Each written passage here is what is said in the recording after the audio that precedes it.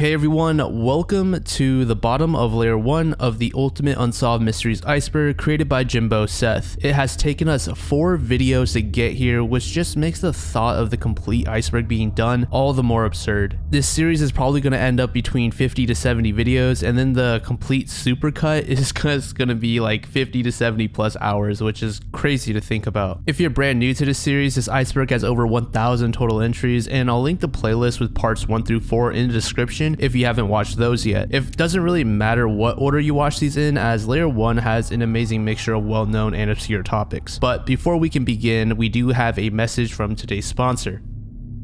As someone who spends a lot of their day on the internet, I often find myself worried that I could have my personal data stolen at any given moment. Luckily, with Atlas VPN, I no longer have to worry about that. I've always put off getting a VPN, thinking that the task would be too complicated to set up. But Atlas has a very easy to understand display, letting you know that your internet traffic is both protected and encrypted. However, this is more than just a VPN. Atlas will block all malicious links, ads, and trackers, plus they will notify you whenever someone is attempting to steal your data. For a limited time, Atlas VPN is offering a huge discount, granting you a 3-year subscription for just $1.99 a month. This is currently the best deal on the market for a top-notch VPN service, and just in case you're worried you might not be satisfied with their service, you are also eligible for a 30-day money-back guarantee. Furthermore, some of you may be getting bored of the content available on streaming services such as Netflix. When using Atlas VPN to change your digital location, you are greeted with a plethora of new content that is exclusive to other locations. Not only that, but you can obtain the best deals when shopping online when utilizing a VPN. Moreover, with only one subscription, you have access to Atlas VPN on unlimited devices. With over 6 million users worldwide, there is no better time to grab yourself Atlas VPN than now. But act fast, as $1.99 a month for 3 years offer is not here to stay. Visit my link in the description or in the pinned comment to take advantage of this limited time offer and protect your data today.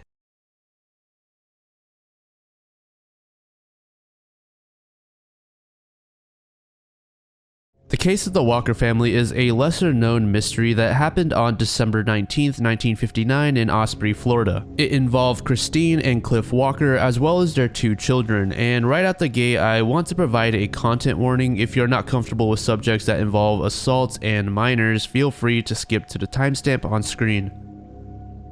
This entry begins with the wife Christine returning home at around 4 p.m. where she would then be raped and killed by gunshot.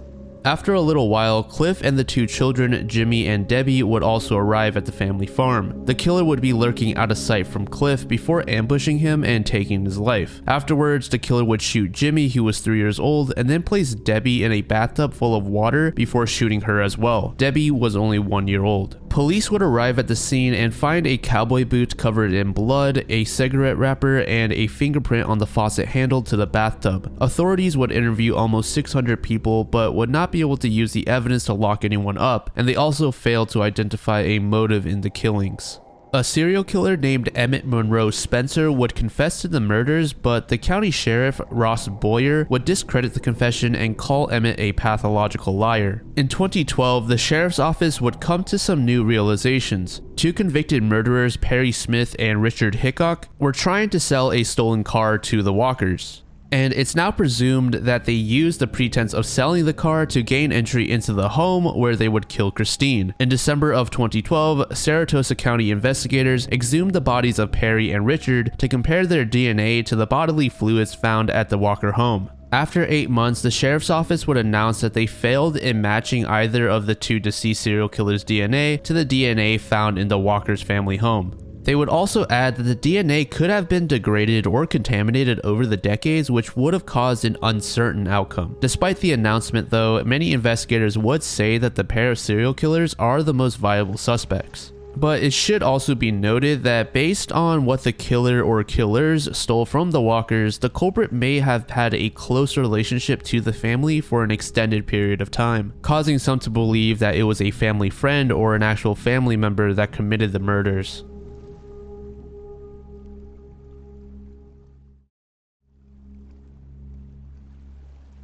In over 20 cities in the US, there are these plaques called the Toynbee Tiles, which had messages of unknown origin scrawled into the asphalt of streets. The number of tiles runs into the hundreds, and to this day, there are new tiles being discovered, and they are similar in size to a license plate. These tiles can be seen with inscriptions featuring cryptic political statements or other phrases, but basically every single one would say "Resurrect Dead on Planet Jupiter." It is not known what the true meaning of these tiles are or who is responsible for leaving them, but there are a number of theories. In 1983, in the city of Philadelphia, a social worker named James Morosco apparently contacted talk shows and newspapers with an idea of colonizing Jupiter with the corpses found on Earth. James claimed to have discovered the idea while reading a book by a man named Arnold Toynbee. In 2003, a man would call a phone number tied with the only man named James Morosco in the Philadelphia telephone book, but instead of speaking with James, the man would be greeted by James's wife, who would say that James had died earlier in the year and that she did not recognize the tiles at all. There is a documentary called Resurrect Dead: The Mystery of the Toynbee Tiles, where it is proposed that one Severino Verna is responsible for creating the tiles. Severino is described as being a reclusive individual, and around his residence you could find small tiles that were believed to have been prototypes. And apparently, Verna's neighbors said his car had no passenger seat, making some to suspect that he had a hole in the bottom of his car which he would use to place the tiles. These tiles were first photographed sometime in the 80s, and as recent as 2008, there have been new tiles found in Pennsylvania. It is not known if these tiles are freshly placed or if they just were not discovered. Even though their true purpose is not known, many residents view these tiles as street art and work to preserve them.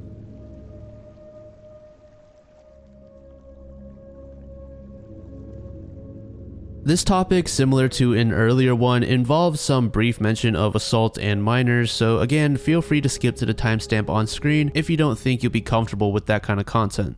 The Villisca Axe Murders refers to the murders of the Moore family as well as two guests. The crime took place between June 9th and June 10th of 1912 in Villisca, Iowa. The 6 members of the Moore family along with the guests would be found bludgeoned to death in the Moore home. All 8 victims had intense head wounds that looked to be the result of an axe. The family consisted of Josiah and Sarah, who were the parents, and their 4 children, Herman, Mary, Arthur, and Paul, and the 2 guests were Mary's friends, Ina and Lena. Around 7 a.m. on June 10th, Mary Peckham, the Moore family's neighbor, would notice that the Moores haven't stepped outside their home to begin their daily chores yet, and so she would begin knocking on their door. But surprisingly, no one would answer. Mary would call for Josiah's brother, who was named Ross, to come check out the home, and after he also failed to get a response from the family, he would open the front door with his copy of the home key. Ross would tell Mary to wait on the porch while he went to find his brother, but instead of finding him possibly sleeping in, he instead discovered the lifeless bodies of Ina and Lena resting on top of a bed. Immediately, Ross would contact a peace officer, which is basically what the police were called in this area in 1912. The peace officer would find all of the family's bodies strewn throughout the home, as well as the axe used in the murders, which belonged to Josiah.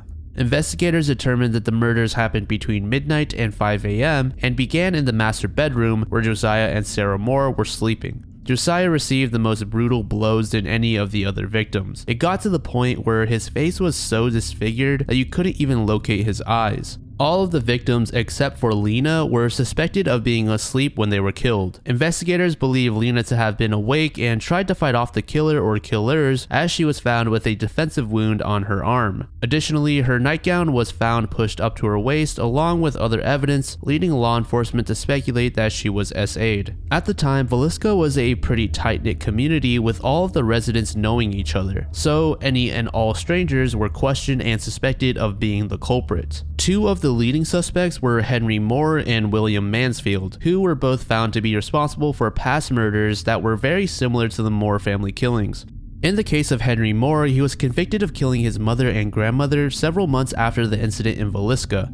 And just like the Villisca murders, the weapon used was an axe. The similarities between Henry's mother and grandmother's wounds to Josiah's wounds were striking, leading to some suspicion that Henry was involved. The other suspect that I mentioned, William Mansfield, killed a number of people in Colorado 9 months before the incident at Villisca. William would be brought before a grand jury and was almost convicted for the Moore family's deaths, but was able to provide an alibi that many would say was a load of crap. A restaurant owner would say that he he saw William walking from Villisca to a train station after the murders, but according to William's alibi, he was in Illinois at the time. Additionally, a woman named Vina Tompkins was supposed to testify against William after she had heard 3 men conspiring to kill the Moores. Vina said that one of the men in the group greatly resembled William.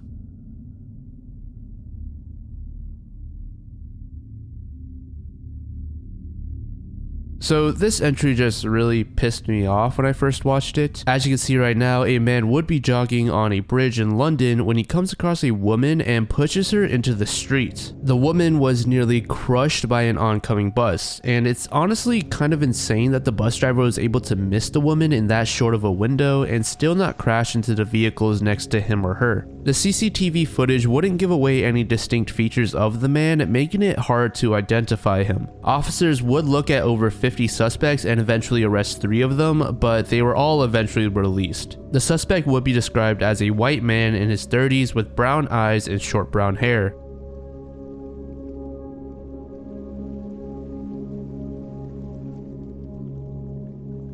On one morning in March of 2011, a crew member aboard the cruise ship Disney Wonder would go missing. This person was identified as Rebecca Coriam, who was last seen in the crew lounge having a phone conversation that seemed to be causing her some sort of emotional distress. Rebecca would miss the start of her shift, which caused her co-workers to be worried as they could not find her anywhere on board. And as you could probably guess, Rebecca was still not found after several weeks worth of investigation. Rebecca's parents would come out and say that Disney did a poor job handling the investigation, as they believed the corporation to be more so interested in preserving their public image rather than providing sufficient info to authorities. The Coriam family would ultimately settle a lawsuit with Disney out of court in 2016. On the day prior to the first anniversary of Rebecca's disappearance, her father would receive an email from a mystery woman who claimed she had seen Rebecca accompanied by a dark-haired man on a street in Venice. This mystery woman would go on to say that she was almost certain that the girl she saw was indeed the missing Rebecca. Obviously, this just created more questions now. How did she even leave the ship, let alone make it all the way to Venice without her passport, which was found in her belongings? Since Rebecca could not be found on board the ship, investigators would conclude that she fell overboard, possibly due to a rogue wave. A number of crew members would also say that the call she had involved a problematic relationship that was making Rebecca upset, leading some to theorize that Rebecca was just part of some sort of toxic love triangle and was forcibly removed from the ship.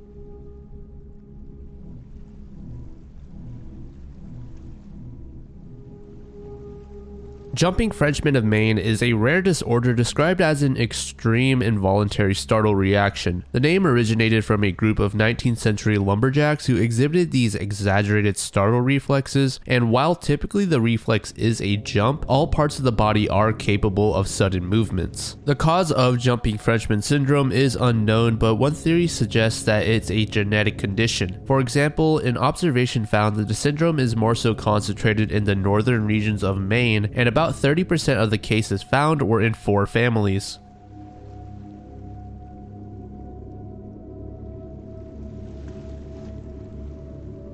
The following man is a photograph of an unknown individual jumping from the top of the World Trade Center during the September 11 attacks in New York. Like many other victims that day, this man was trapped on the upper levels of the North Tower, but it's not clear whether or not he decided to jump of his own free will. Initially, the public would scrutinize the photographer for taking such a disturbing and cold-hearted image, but today the photo is more so looked at as a touching work of art. The identity of the man has never been confirmed, and due to the large number of people trapped in the tower at that time, it's difficult to connect the man to a single identity. At first, it was thought that the falling man was someone named Norberto Hernandez, but this theory would soon be rejected. When Hernandez's family first saw the image, they would agree that it was Norberto, but after they were given some time to grieve and carefully examine the image, they did say it was not him.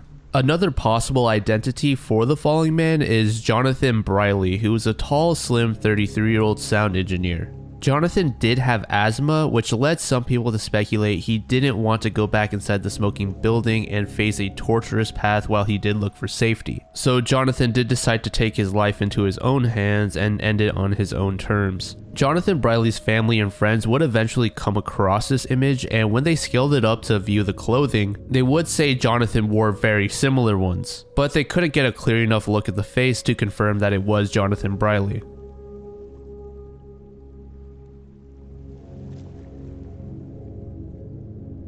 The question of how did the moon form is one that scientists don't have a sure answer to. The moon would form 100 million years after the creation of the solar system, which would cause scientists to question how exactly the moon came to be if it wasn't formed by the same events that led to our planets. One of the more accepted theories is the giant impact theory. It proposes that the moon came to be from a collision between Earth and another small planet that was similar in size to Mars. Ultimately, the leftover debris from the impact collected in an orbit around Earth to create the moon.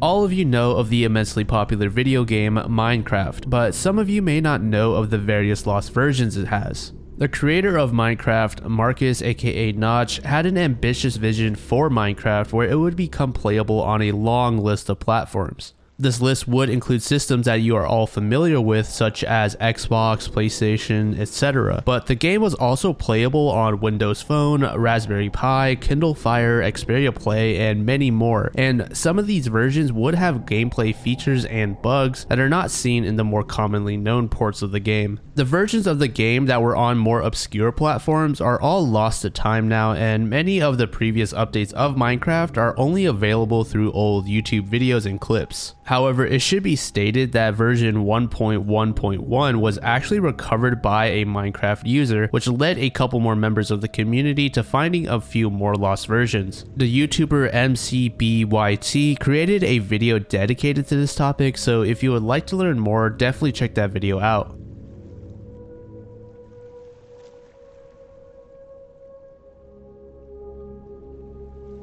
Groupie is a partially lost adult short film from 1996 created by the famed and controversial musician Marilyn Manson, and obviously I'm going to have to heavily censor this entry, and feel free to skip ahead to the timestamp on screen if you don't think you're going to be comfortable with this topic. And to be completely transparent, after I read the first sentence of the plot, I didn't even really want to cover this entry, but I'm sure there are many of you that enjoy Marilyn Manson's music and career, so I thought some of you guys might still find this very interesting. The film would begin with Manson quote-unquote hanging out with one of his male bandmates, and after a little while a groupie would arrive and Manson would make her do increasingly perverse things, from drinking a man's urine to being tied up where she can actually be seen bloodied. It's also rumored that the guests who witnessed the film taking place in real time were made immensely uncomfortable, as they weren't told if this was all a pre-planned act or if the incident was genuine. This film has never been released in its entirety, but a number of short segments of it surfaced at the end of Manson's video album Dead to the World, which shows a tied up woman in a chair with Manson off screen.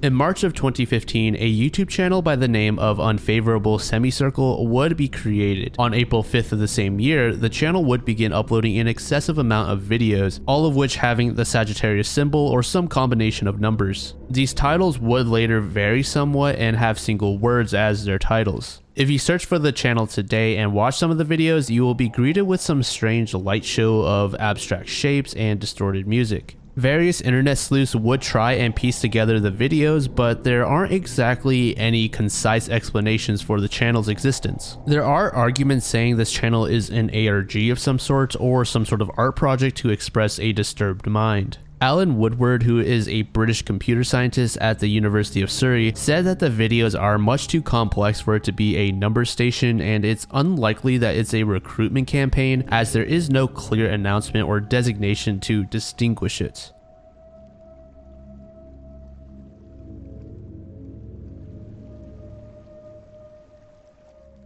A phantom kangaroo is a sighting of kangaroos in areas where there is no native population. I believe that the only two locations where you can actually find kangaroos naturally are Australia as well as Papua New Guinea, but there would be a number of reports of kangaroo sightings in France, Japan, New Zealand, the US, and a few other locations. So the mystery here is how exactly did these foreign animals find their way out of their native homes? The most commonly believed answer is that they were legally imported by rich animal collectors, and the sightings were of kangaroos that either escaped or were intentionally let loose.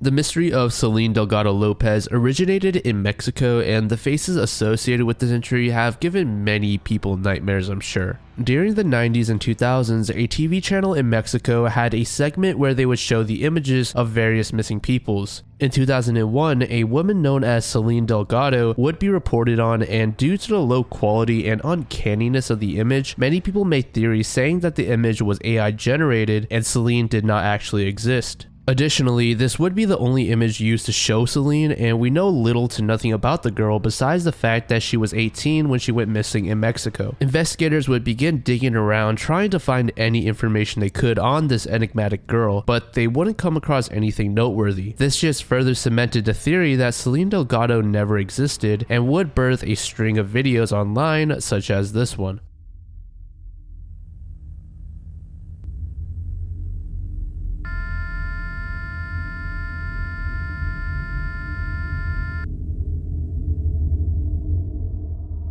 The image that you are currently viewing is often associated with Selene Delgado, but many people may not know that it actually has nothing to do with her. It's actually just a police sketch of Derek Todd Lee, aka the Baton Rouge serial killer. The only reason these two images are associated with each other is due to the similar facial structure and uncanniness they both share. It's speculated that this sketch of Derek, along with some others, was used as a template to generate Selene's image. So then the question would be, why did this channel insert a fake image of a person that didn't even exist? Well, one theory suggests that the creepy image was used intentionally to keep any young viewers vigilant when out and about, and this creepy image would also grab the attention of many adults, thus driving more traffic and eyes to all of the other real missing persons. The Twitter account associated with the TV channel would post some cryptic videos in the early hours of the morning every single day. One of the posts would be this one with the caption Selene, but I'm here to tell you that there's probably nothing going on here. It's just a TV channel taking advantage of all of the curiosity that the Selene Delgado case is generating.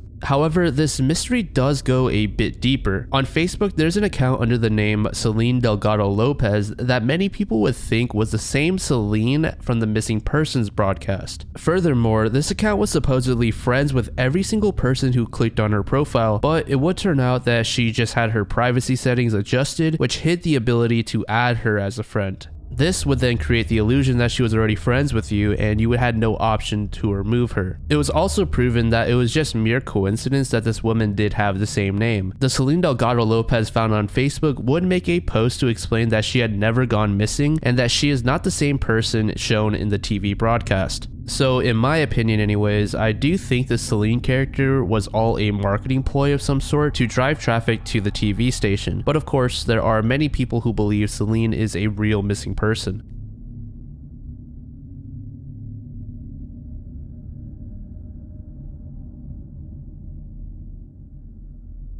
Okay, so before we begin this entry, I do want to say I mispronounced a word throughout this entry. The word you're going to hear me pronounce is tinnitus, but it's actually pronounced tinnitus, so please don't crucify me in the comments.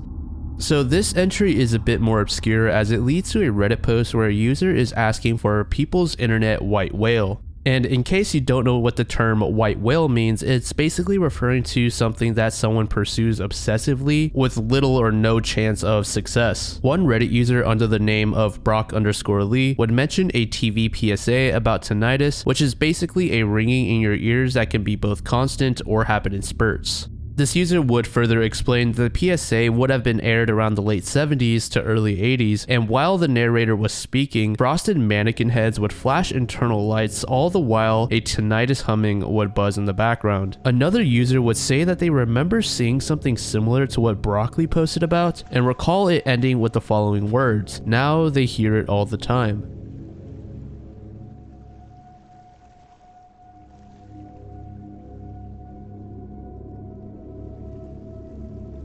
This is a topic that many of you have likely heard about if you've been around the true crime corner of YouTube, so I won't be spending too much time here, but on the off chance that you have not heard of the names Renee Hartevelt or Issei Sagawa, we will be discussing content that includes the consumption of another human as well as SA.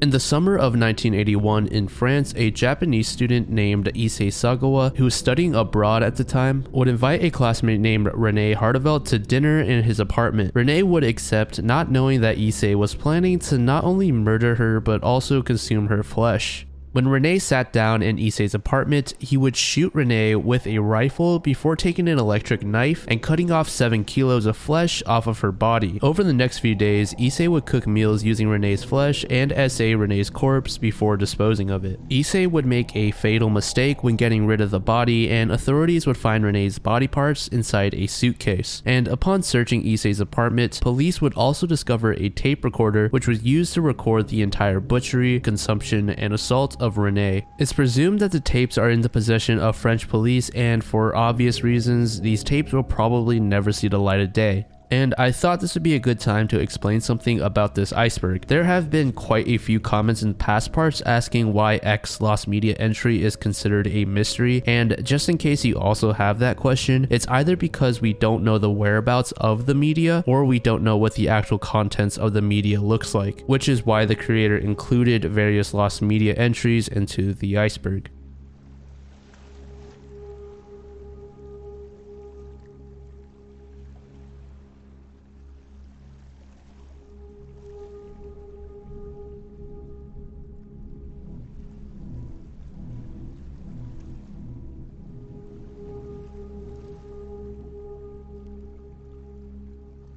A shadow person is a dark entity that paranormal enthusiasts believe to be supernatural. Some urban legends and groups of people believe that supernatural entities take form in our world as shades, and typically they are looked to as malevolent. However, there are some psychological reasons that can be used to justify these reports of lifelike shadowy figures. First of which is sleep paralysis, which may give the victim the illusion of a distinct and dark shape looming over them while they lie awake frozen in bed. And when we're in a elevated emotional state and are alone, our minds may play tricks on us and make us perceive dark patches of shadow as potential attackers.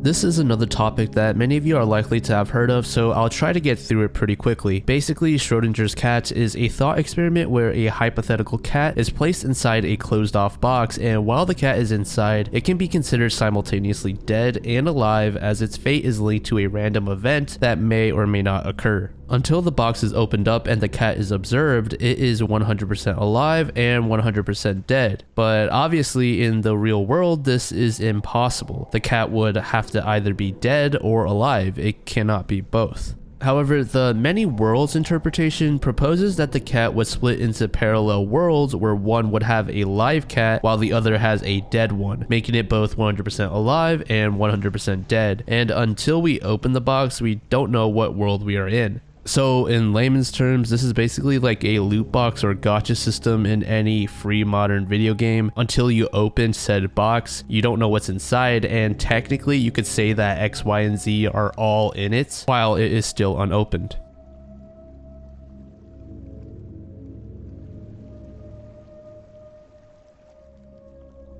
Scott Kleeschulte was a 9-year-old boy from St. Charles, Missouri that went missing on June 8, 1988, and was last seen walking down a street around 4:30 p.m. Before Scott's disappearance, he was reportedly seen playing in the woods. And because there was a heavy thunderstorm in the area that afternoon, the family just assumed Scott had gone home with one of his friends. Once the storm had passed and there was no sign of Scott, the parents understandably became anxious. They would begin contacting the parents of Scott's friends to double check if he didn't decide to stay late. When they found out that he was not at a friend's house, the couple would then contact the police. Over the next few days, police officers and students from the St. Charles Police Academy, as well as 40 volunteers, would search the woods where Scott was playing, but they would fail to find any trace of the boy.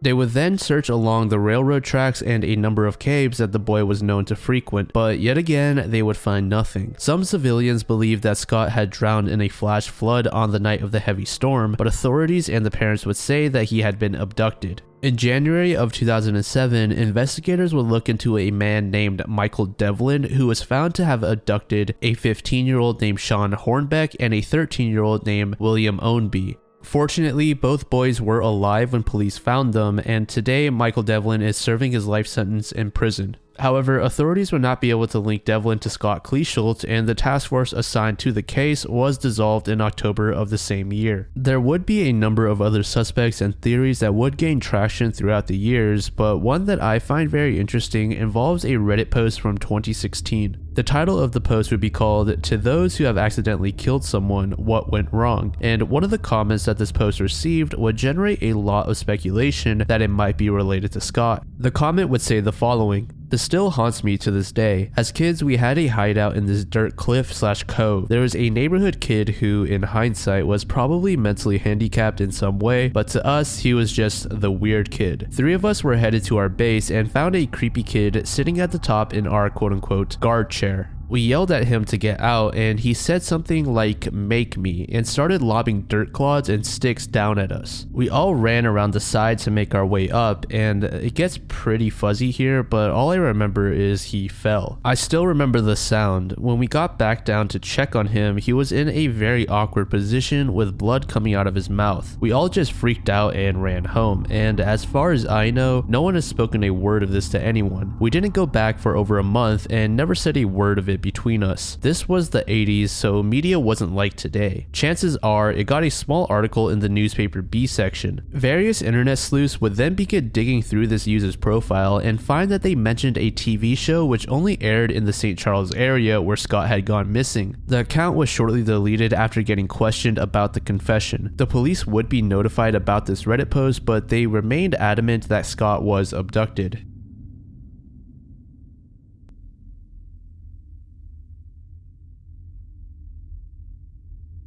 MIA stands for Missing in Action and is a classification that is typically assigned to military personnel who are reported missing. And another classification that kind of falls right under MIA is POW, which stands for Prisoners of War. And as you could probably assume, there is a wide variety of reasons that could be used to justify an MIA label, such as a soldier abandoning a war or being deserted themselves, or even being unknowingly captured or executed. The link that this iceberg provides for this entry doesn't refer to any particular MIA or POW case, and is just referring to the term in general. So I wasn't entirely sure what I wanted to talk about here, but I did find some of the information regarding the Vietnam War as pretty interesting. In 1973, 591 prisoners of war were returned to the US, and the US would then list about 1,300 Americans as prisoners of war or MIA, and around 1,200 Americans as killed and bodies not recovered. By the 1990s, the total number of unaccounted individuals from the Vietnam War dropped to a total of 2,255, which was by far the smallest amount relative to total service members in US history at that point.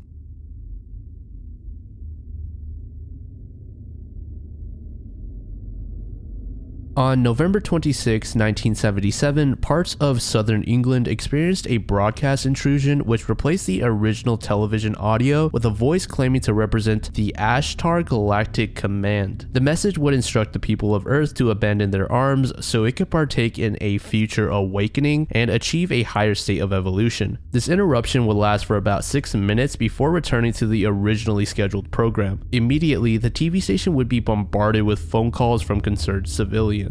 Investigations would show that the signal was coming from a small unauthorized transmitter instead of the one that is typically used, as it had been jammed by the culprit. The person responsible for the hoax was never identified. Authorities will also add that whoever was carrying out such an act would need a considerable amount of technical knowledge.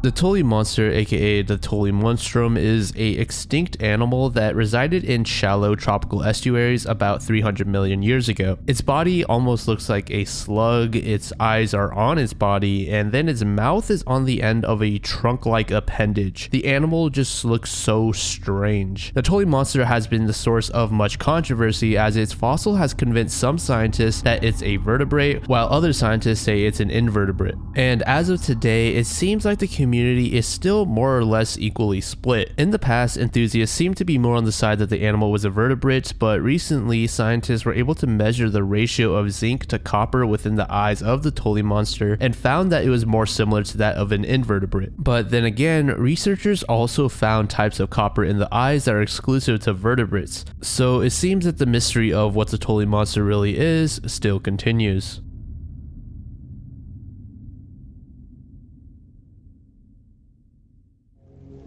The Butcher was a reported live-action puppet film from the early 2000s that featured puppets made of actual animal bones. The short film was first brought to attention through a post on the r/tip-of-my-tongue subreddit. A user named deaduser00 said they were searching through some archives for a production code of The Butcher, but they found no evidence that the film even existed. And because no one else was able to come forward with any worthwhile details about The Butcher, many would speculate that the film was either a made-up hoax, a false memory, or a simple mix-up with another film. deaduser00 said that the short film aired sometime between 2001 and 2004 on Nickelodeon and was much more sinister than the other shows on the channel at the time. Furthermore, the film was shot completely in black and white, and as we said earlier, the puppets would be made of actual animal bones. These animals would include cats, dogs, birds, and rabbits. OP would also say that there was a pair of human hands wielding a butcher's knife who would cut up the animal puppets. One scene in particular that OP remembered was all of the animals fusing together to create some sort of abomination. deaduser00 would give us a follow-up post a little while later saying that he believes the short film to be Butcher's Hook by Simon Pummel, and that he can't recall if he saw the film on Nickelodeon or Cartoon Network. And after checking out Butcher's Hook, it definitely seems it could be the right film, but it doesn't look appropriate for either channel. So perhaps it was aired on Adult Swim instead after Cartoon Network had finished their broadcasts?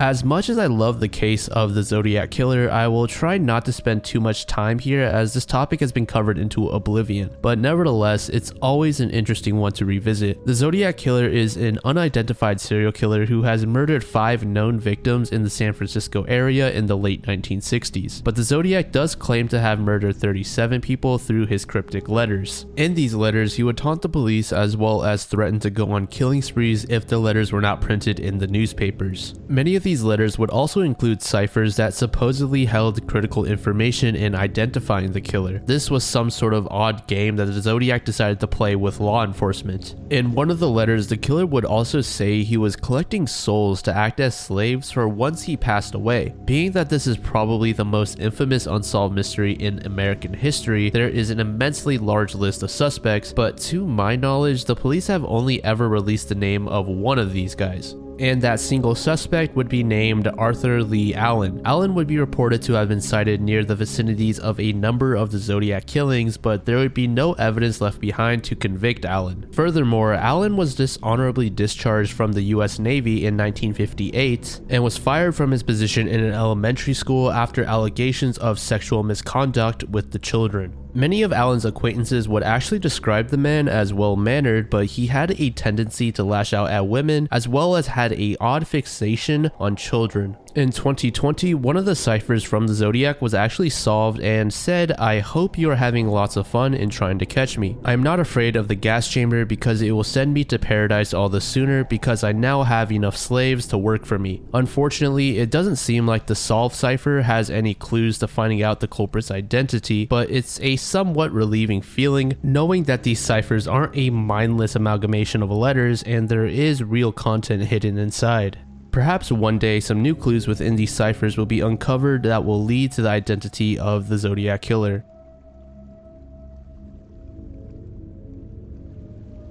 The idea of a group of multiple universes comprising all that exists has been around for quite some time, and you very likely have heard of this concept before, and it has even found itself in mainstream media in recent years. The debates around this topic vary greatly, with some saying that there are universes so similar to ours that they only differ in one or two historical events, while others say that these other universes are completely different and that their Earths don't even host humans, but rather a roster of organisms that can't even be fathomed. Given the nature of the topic, we really could be here all day talking about this one thing, and many scientists actually try to avoid this as there is basically no way to test for such dimensions or universes with our current technology. The Pink Morning cartoon is a partially found children's show that was produced in the late 90s to early 2000s, and ever since, only a few clips of the show have surfaced. In April of 2007, a YouTube channel by the name of Jenka Mashik uploaded a low-quality VHS video of a mystery cartoon where a woman would narrate a story of a grandmother and her two grandchildren trying on hats. The overall ambiance from the video is definitely a little creepy in my opinion. Jenka would comment under a post in the r/obscure media subreddit where they would say that they believe the show to be a religious one for children, and any creepiness from the video was unintentional. Jenka also posted a short clip of the credits of the Pink Morning cartoon where it would be found that a woman named Ella Flowers was a producer of the show. Ella was also featured in numerous religious and musical broadcasts on the same station in the past. After some more digging, investigators would locate one of Ella's daughters named Angela. Angela would confirm that Ella was indeed responsible for producing the Pink Morning cartoon and that it was named TV 8 Kids Fun Festival. Angela will also add that the tapes were stolen and or destroyed after her mother passed away in 2017. So besides what can be found on YouTube, the series is assumed to be completely lost. So this entry focuses on a mystery industry that is trying to hide the fact that they are the largest buyer of glitter.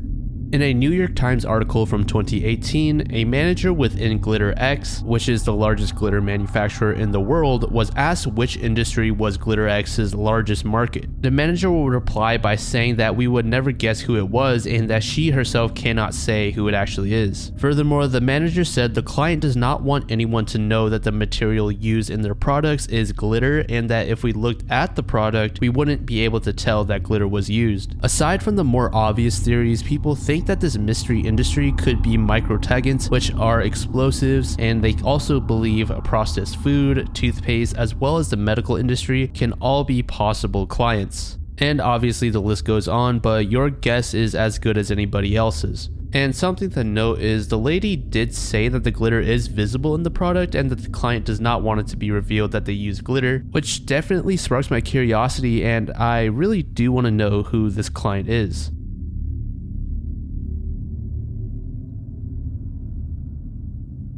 The Charley Project profiles over 15,000 cold cases from the United States, but I do want to make it clear it doesn't actually investigate these cases, but simply acts as a public source for missing people that are neglected by various media outlets or are simply forgotten too soon by the general public. The site was given its name to pay homage to Charles Brewster Ross, who was abducted from his home in Pennsylvania in July of 1874 when he was only 4 years old. Charles's family would dedicate the rest of their lives in search of him, and of course, this was not the first ever kidnapping in the US, but it was one of the first highly publicized ones, gaining international attention. Unfortunately, the search for Charles Ross would prove to be unsuccessful and the child would remain lost. Today, almost nobody remembers or even knows about this case, so in order to bring light to not only Charley, but to all of the missing people in the US, the Charley Project was formed. And the site is actually run by only one person, and because of this, only cases that have been active for a year or longer are added. Of course, this video is in no way sponsored or directly connected to the Charley Project, but I think it's an amazing cause, so I will be leaving a link in the description to the page where you can find their donation link if it is something you're interested in contributing to.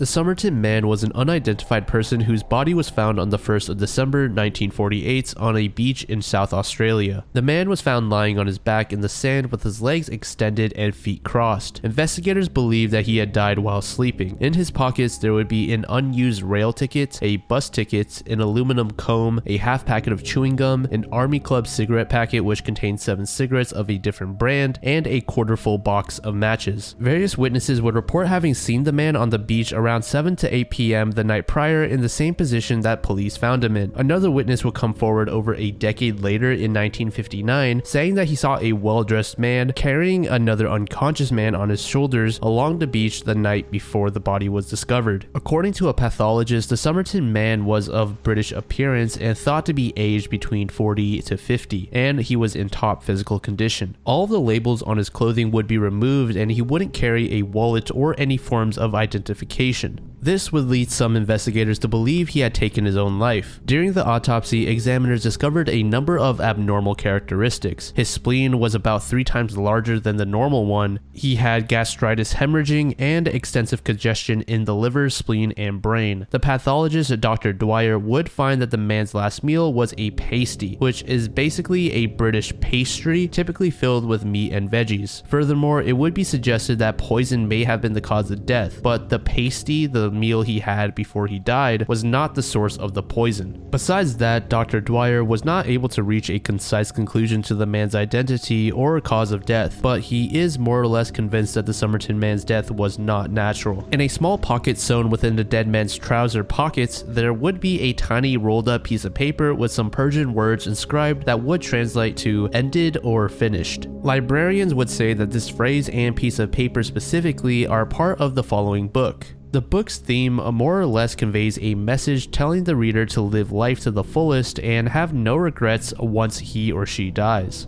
Police would search and eventually get their hands on the exact book with the torn out piece of the page, but they would be met with some skepticism from the public on whether or not the book could lead anywhere. In the back of the book, investigators were able to find faint indentations that looked to be 5 lines of text. The second line would be crossed out, and some would point out that that line appeared similar to the fourth one, representing some sort of error in encryption. All of a sudden, this case has taken a bizarre turn involving the need to decode a secret message, and to keep things short, all the decoders that were brought in failed to solve the strange lines of text. There have been many persistent theories suggesting that the man was a spy due to the strange circumstances he died under, and of course the weird mystery code that he left behind. The man's death lined up with the reorganization of Australian security agencies, which was followed by a crackdown on Soviet espionage. Could the Somerton Man really have been a spy tied up in all of this, or was his identity and life just maybe a little more mundane?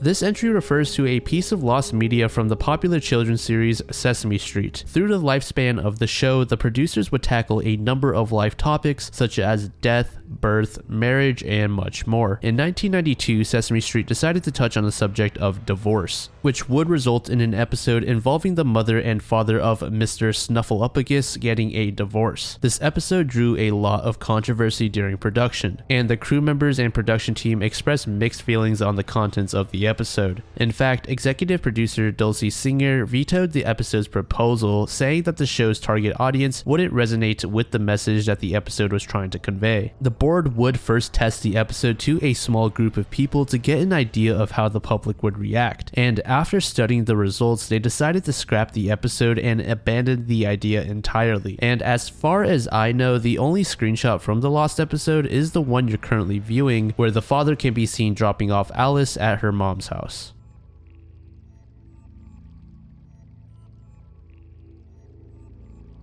Star jelly is a gelatinous substance described as being translucent and sometimes found on grass or tree branches. Supposedly, this jelly is deposited on Earth during meteor showers, but a more reasonable explanation is that the jelly are part of the remains of frogs, toads, or worms. In one account from 1950, 4 Philadelphia policemen would report a disc-shaped jelly substance about 6 feet in diameter and 1 inch thick. Upon picking it up, the jelly would dissolve into an odorless, sticky scum.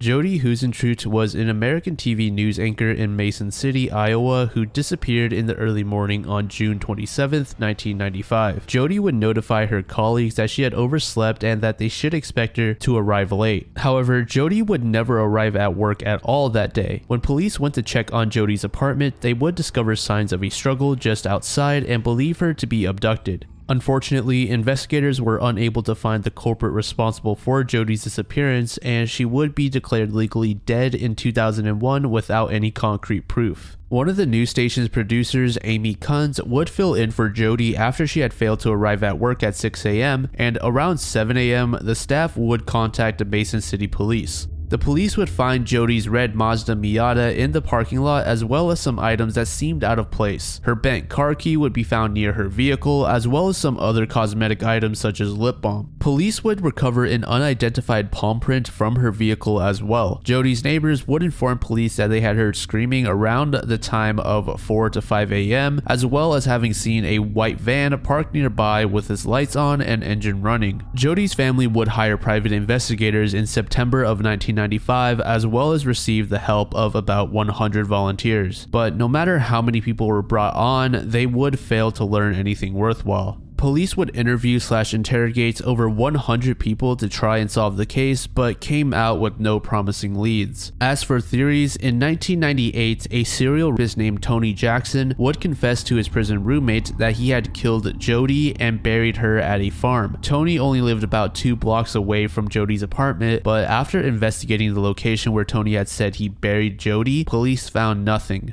Another suspect was a man named John Vasici, who Jodi had visited the night before her disappearance. It's believed that John was the last person to have actually seen Jodi, but after police gave John a polygraph test, he would pass with flying colors, leaving police exhausted of all resources in solving Jodi's disappearance.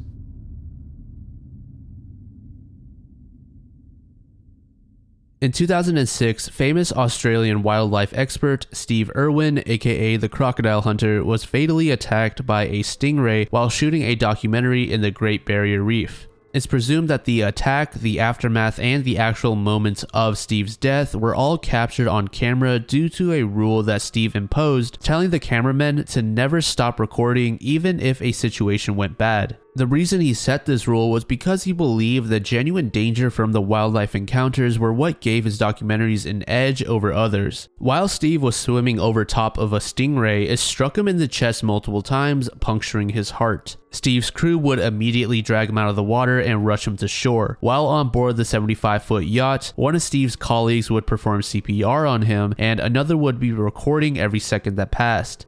Unfortunately, Steve would be pronounced dead by paramedics upon arriving at a facility. The man who was performing CPR on Steve was named Justin Lyons, and according to him, Steve's last words were, "I'm dying." All the recorded footage was given to Queensland authorities, who then handed the recording to Irwin's family. From there, it's not exactly clear what happened, but many sources would say that the family proceeded to destroy the footage. Throughout the years after Irwin's death, a number of alleged pieces of both video and screenshots of the recording have popped up online. However, their validity is questioned, and none of them have been proven or accepted as having been the real deal.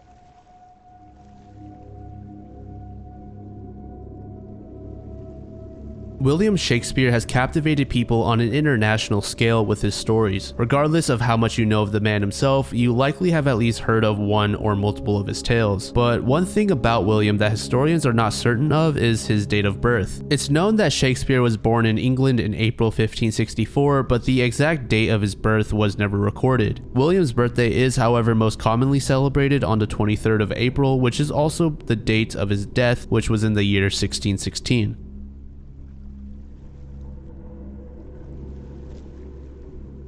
Wrinkles the Clown is an unidentified performer from Florida who is notorious for terrorizing children. He would gain widespread media attention around the mid-2010s after a series of clips and images would go semi-viral. It's said that Wrinkles is a homeless man who offers his services of scaring children for a few $100s. The parents of misbehaving children would hire Wrinkles to come to their homes and scare their kids, and in 2015, this clip of Wrinkles emerging from under a girl's bed would begin making its rounds on YouTube. Furthermore, all around Naples, Florida, stickers bearing a clown's face and a phone number would be seen plastered on objects such as doors and light posts. Of course, the character of Wrinkles sparked much controversy, but in 2019, a documentary would be released which stated that the nature of the clown was to act as performance art. The documentary, however, would not reveal the identity of the man behind the mask.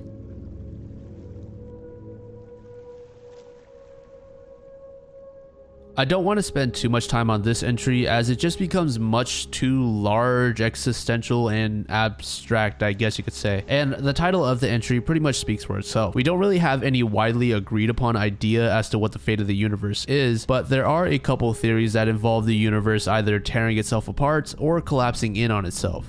According to cosmologists, galaxies appear to be distancing themselves from each other over time, which suggests that the universe was incredibly dense at one point. And if the universe were to expand indefinitely, we would get a scenario called the Big Freeze. In layman's terms, the Big Freeze is just a universe approaching absolute zero temperature. We all know that stars, no matter how large, will eventually cease to shine, and some believe we might reach a point where all stars are out of fuel, causing the universe to go dark.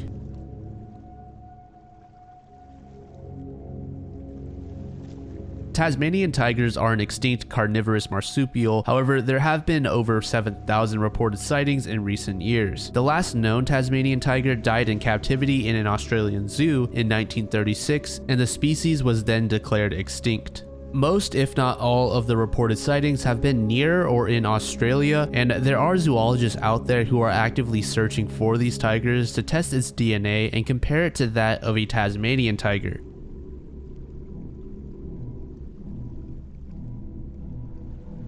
This entry refers to an unaired 2-hour-long American reality TV special that was originally planned to go live on Fox. However, the special would be abruptly removed from Fox's schedule 11 days before its planned broadcast. The special depicted two straight men in a competition for $50,000. The competition involved the two competitors trying to convince others that they were gay, and whoever sold the facade better would win. The duo had to come out to their friends and family as well as live with gay roommates amongst other tasks. The special was met with extreme criticism from various groups who said that the reality film promoted a negative image of gay men, which ultimately influenced Fox's decision to shelf the broadcast. The writers would file a lawsuit against Fox for not airing the special as planned, and ultimately they would settle by paying the show writers $2.57 million.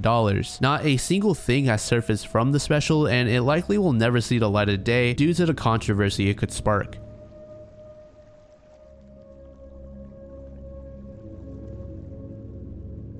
In order for something to exist, there must be material out in space to be used, and before that material came into existence, there must have been another substance or material present to give rise to it. So the question here is, what was it that existed before the Big Bang that led to the Big Bang, and what was it that caused that material to spawn in the first place?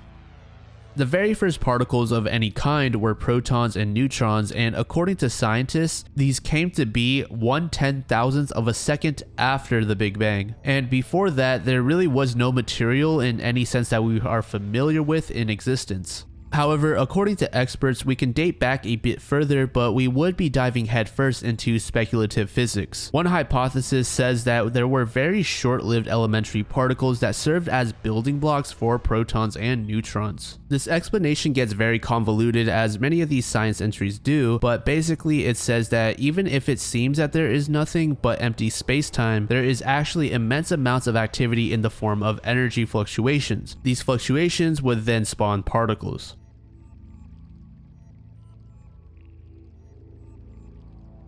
Tank Man is the nickname given to an unidentified Chinese man who stood in front of some Type 59 tanks in the year 1989 after they were used to break up protests. The lead tank would attempt to maneuver around the man, but he would repeatedly shift his position to stay in front of the tank. The entire incident was filmed, and I got to say, this man has some massive balls. And this comment sums up the video pretty accurately. The man literally climbed on top of the tank at one point. This image is one of the most recognizable internationally, and in some parts of the world, it's subject to very heavy censorship. Unfortunately, we don't have any reliable sources telling us the identity of the man or what happened to him afterwards. afterwards. Shortly after the incident, a British tabloid would say that the man was a 19-year-old student who was charged with political hooliganism, but this claim would be rejected by internal Chinese documents. This mystery man was not the only one who stood in front of the tanks, but this incident in particular gained international attention for being the only one that was actually recorded.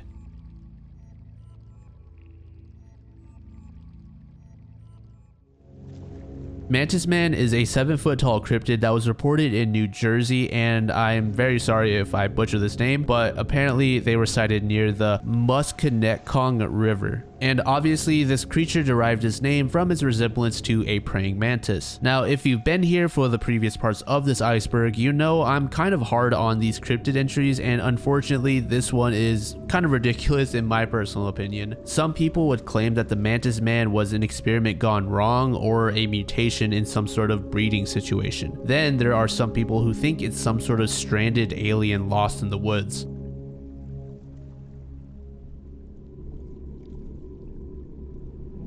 Tabby's star is an F-type main sequence star, which basically means it's in a category of stars that are 1 to 1.4 times the mass of the sun and have a surface temperature between 6,000 and 7,600 Kelvin. The interesting characteristic about this particular star is that it can be seen having some unusual light fluctuations where it would become approximately 20% dimmer. This strange occurrence would urge scientists to form hypotheses to explain the star's irregular brightness changes. One of these proposals says that the heat of the star is being transported in differing efficiencies, creating inconsistent brightness. There are many other proposals, but most of them involve some sort of particle in the way of the star. For example, one scientist said an uneven ring of dust is orbiting Tabby's star, and objects or material that are larger than dust particles have the capability of dimming all wavelengths of light when they are in front of a star. So that's going to mark the end of both today's video and layer 1 of the iceberg. Thank you so much for your time, and if you did enjoy, leaving a like would really help me out, and feel free to subscribe if you would like to join us as we explore the rest of this amazing iceberg. And recently we just passed 30,000 subs, so thank you all so much. I really am just at a loss for words at the support you've all been showing, so again, thank you guys so much. And with all that being said, feel free to check out one of the videos on the right, and I'll talk to you all again very soon.